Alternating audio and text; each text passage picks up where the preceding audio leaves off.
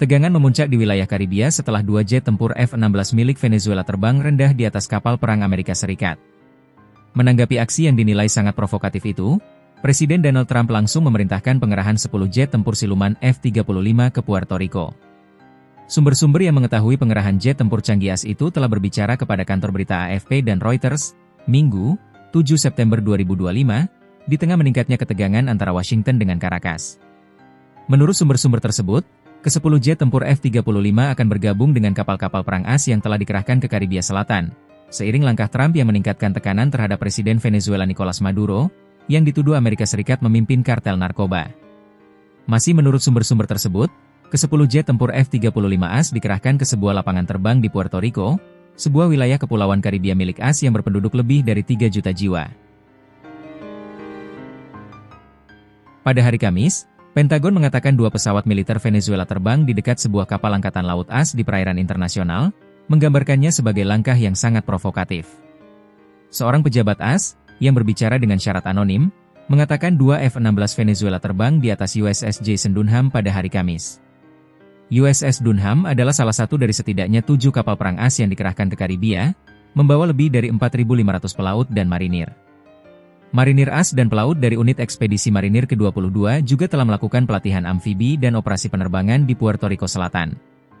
Pasukan AS pada hari Selasa meledakkan sebuah kapal narkoba yang diduga milik Tren de Aragua, sebuah organisasi kriminal Venezuela yang ia kaitkan dengan Maduro. Serangan itu menewaskan 11 orang. Maduro mengecam peningkatan kekuatan AS tersebut sebagai ancaman terbesar yang pernah dihadapi benua kita dalam 100 tahun terakhir.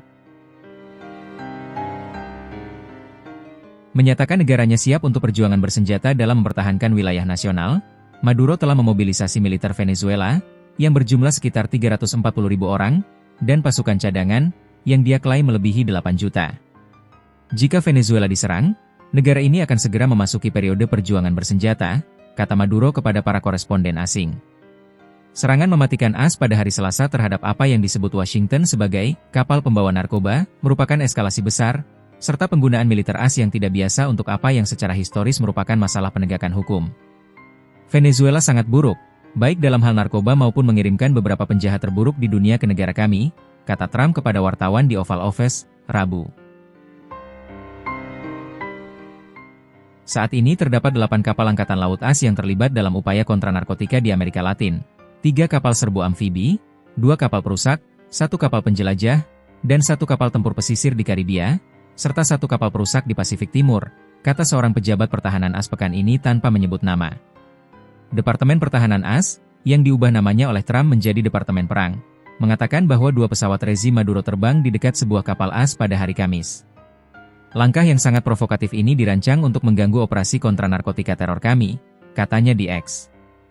Departemen tersebut tidak memberikan rincian lebih lanjut. Venezuela memiliki 15 jet tempur F-16 yang dibeli dari Amerika Serikat pada tahun 1980-an ditambah sejumlah pesawat tempur dan helikopter Rusia. Menteri Luar Negeri AS Marco Rubio membela pendekatan agresif baru terhadap apa yang disebut Washington sebagai kelompok narkoteroris dalam kunjungannya ke Amerika Latin pada Rabu lalu.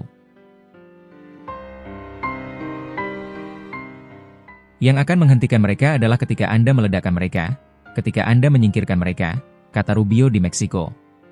Jika Anda berada di atas kapal penuh kokain atau fentanyl menuju Amerika Serikat, Anda merupakan ancaman langsung bagi Amerika Serikat. Caracas menuduh Washington melakukan pembunuhan di luar hukum dalam serangan tersebut. Anggota Parlemen AS Ilhan Omar, seorang Demokrat dari Minnesota, sementara itu mengutuk apa yang disebutnya sebagai tindakan melanggar hukum Trump di Karibia Selatan. Kongres belum menyatakan perang terhadap Venezuela, atau Tren de Aragua, dan penetapan suatu kelompok sebagai organisasi teroris semata tidak memberikan Presiden wewenang penuh untuk mengabaikan kewenangan konstitusional Kongres yang jelas dalam masalah perang dan perdamaian, ujar Omar dalam sebuah pernyataan. Para pejabat AS belum menjelaskan secara gamblang apa justifikasi hukum yang digunakan untuk serangan udara hari Selasa terhadap kapal tersebut atau narkoba apa saja yang ada di dalamnya. Trump mengatakan pada hari Selasa, tanpa memberikan bukti, bahwa militer AS telah mengidentifikasi awak kapal tersebut sebagai anggota geng Tren de Aragua.